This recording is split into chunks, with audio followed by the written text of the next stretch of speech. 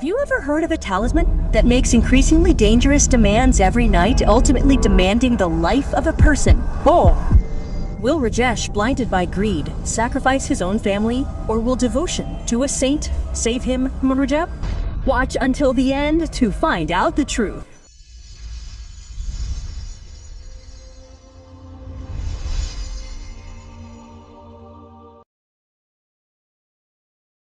Rajesh was an ordinary village man. He had little land, a dilapidated house, and constant financial hardship. To overcome his financial needs, he often resorted to shortcuts. Sometimes he would try his luck at gambling, sometimes he would invest in betting, and sometimes he would borrow money from the village and never return it. Okay. Sometimes he would even go to tantrics and exorcists asking for a trick to make him rich overnight. His wife would advise him daily, be content with what you earn through hard work. Don't chase shortcuts. I just want to become rich by any means necessary so that I too can be respected in the village. Why?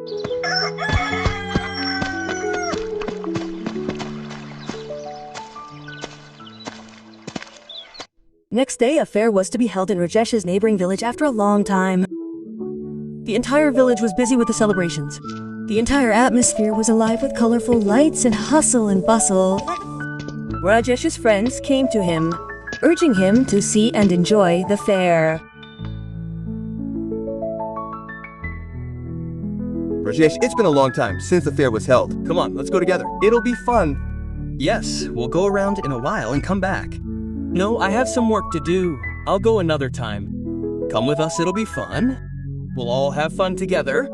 Okay, just go quickly and come back. Rajesh initially refused, but he relented to his friends' insistence.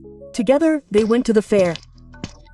The swings, the games, the aroma of sweets, and the stalls and the colorful lights filled Rajesh's heart. He loved everything. As soon as the fair ended, his friends hurried back. Some hurried home, some returned, exhausted. Rajesh was now alone. The bustle and the sounds of celebration slowly faded away. He began his journey home on the moonlit night, walking the deserted streets of his village. On his way home, he saw a sadhu standing there holding something shiny in his hand. Rajesh couldn't resist and asked, "Oh, cow, Baba, who are you? And why are you standing on a deserted road at this time of night holding this shiny object?" The sage replied, I am a Siddha Purusha. Do you want wealth, my Koth? Take this amulet. Will give you everything. But remember, open it every night at 12 o'clock. And you must give it whatever it asks for. Otherwise, it will consume you. Without a second thought, Rajesh brought the amulet home. He showed his magical amulet to everyone in the house.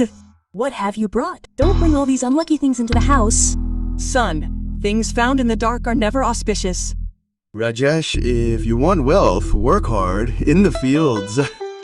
Don't take such shortcuts. Now, our times are about to change. First night, Rajesh opened the same black amulet he had taken from the mysterious sage.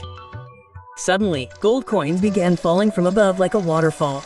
The soft glow illuminated the entire room, and Rajesh's eyes lit up with joy.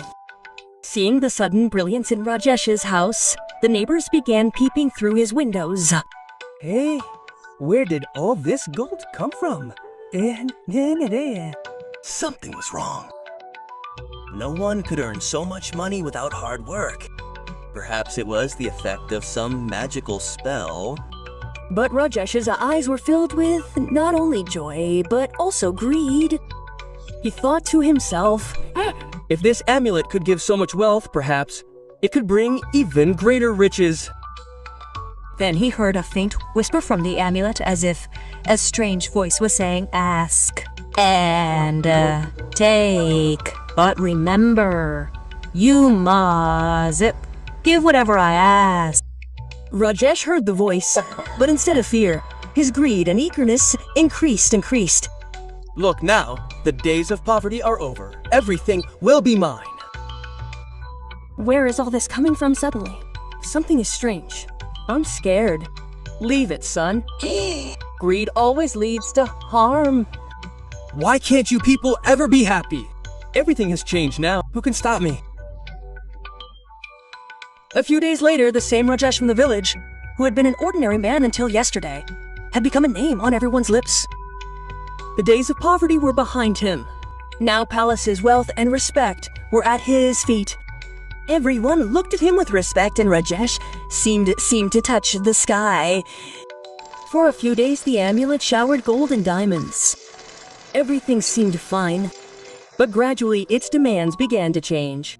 Initially, it simply asked for food. Rajesh gave it from the household grain, then it asked for a chicken, then a goat. Rajesh offered everything without thinking, but the amulet's hunger didn't stop there. The room began to fill with strange glows and terrifying echoes. Fear began to grip the family. This amulet will slowly consume everything. Let go of it, Rajesh. Son, this is not wealth, but destruction. Why don't you understand? This was our dream wealth, huh? The amulet's demands became even more terrifying. One night, it roared, "Now I want a human being, or it's your turn." Rajesh's heart trembled. Fear and greed began to battle within him. His gaze slowly fell on his servant, and his brother conquered his soul. And then, Rajesh sacrificed his servant. The smell of blood filled the house. Mother, wife, and father stood stunned, crying and screaming. Oh God, my son has become a cannibal. Rajesh, what have you done? You have burdened us with sin. After this, the amulet calmed down, and Rajesh retreated to his room. But from that night on, the smell of blood and screams began to haunt Rajesh. He was no longer the amulet's master. Rather, it had made him its prisoner, Akib-e-Nabal. Trapped in a web of fear and greed, Rajesh was slowly writing his own doom. The amulet's demands knew no bounds. Every night at 12 o'clock, the amulet would take on a new form and make terrifying demands, sometimes a child, sometimes a young man, sometimes a woman. Rajesh had now gone completely insane. Dark circles under his eyes, fear and sweat constantly etched on his face. The villagers gradually began to notice this strange phenomenon. Strange screams would come from Rajesh's house at night. Yes, as if an animal was being slaughtered. At night, strange screams would emanate from his house, sending shivers down the spines of those who heard them. The house was dark, a play of eerie shadows and faint light, as if spirits were roaming about. If you don't give up all this, I will take the children and go home. No. One will go anywhere. This wealth is for you. Burning in the fire of fear and regret, Rajesh was returning home one day. Suddenly, he came across a satsang, where a saint was explaining the fundamental purpose of life to his disciples. Rajesh's steps involuntarily stopped, and he went and sat down. O Seekers, we are all a part of the one Supreme Being. That Supreme Being is our true Mother and Father. But today, due to our actions, we are trapped in the cycle of birth and death on this earth. This world is a web of illusion that repeatedly misleads us, sometimes luring us with pleasure, sometimes tormenting us with the ravages of sorrow. Our true home is not here. Our true home is Satlok, where there is no birth, no death, no disease, no sorrow. There lies only supreme peace, immortality, bliss, and infinite light. But to reach that Satlok, we must improve our conduct while living in this illusory world. Saints and great men teach us this, that we must always perform virtuous deeds and follow the path of nonviolence, compassion, love, and truth. Just as a farmer reaps the fruits of his sowed seeds, similarly, a person reaps the fruits of his actions. Therefore, if we adorn our lives with pure deeds, the true path will surely lead us to that supreme abode, Satlok. Therefore, in time, receive initiation from a true guru, chant the name of the Lord, and remain steadfast on the true path through devotion. This path will unite us with God and free us from the cycle of birth and death. Maharajji's words penetrated his heart as if some inner chains were being broken. After the satsang ended, the disciples began to leave one by one, but Rajesh remained. When everyone had left, Rajesh mustered up the courage to sit at the saint's feet and tell him his plight. His broken voice and shaky words betrayed the fear and guilt hidden within him. Guruji, save me. Otherwise, this amulet will consume me. This amulet is no ordinary thing. It is the embodiment of your greed and incomplete shadow. Now you have only two options. Either keep feeding it or resort to devotion. It abandoned me if I practice devotion. If you chant the true name, this cursed amulet will be freed, and the amulet will turn to ashes.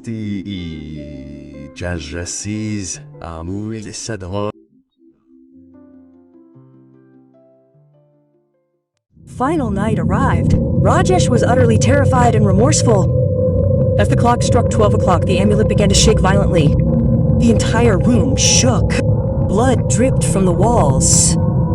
Strange shadows descended from the ceiling, and a pall of dread pervaded the atmosphere. But Rajesh remembered the saint's teachings.